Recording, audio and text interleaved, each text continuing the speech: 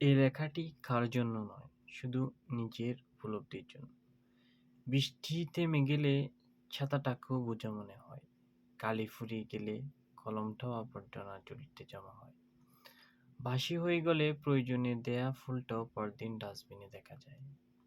পৃথিবীর নিষ্ঠুরতম সত্য হলো, আপনার উপকারের কথা মানুষ বেশি দিন মনে রাখবে না। জীবনের সবচেয়ে নিদারুণ বাস্তবতা হলো, কার কাছে আপনি কতদিন প্রায়োরিটি পাবেন। সেটা নির্ভর করবে কার জন্য কতদিন কিছু একটা করার সামর্থ্য আছে তার উপর। এ বাস্তবতায় আপনি মানলেও সত্যি, না মানলেও সত্যি।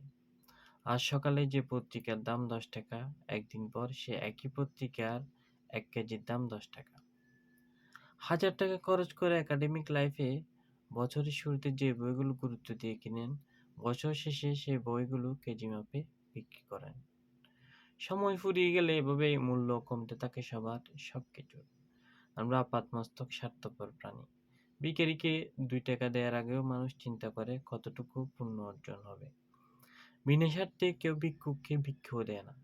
এত কিছুর পরও চলুন একটু হেসে বলি, রাগটাকে কমাই, অহংকারকে বলি দিই। যদি সুখী হতে চান তবে প্রত্যাশা কমান।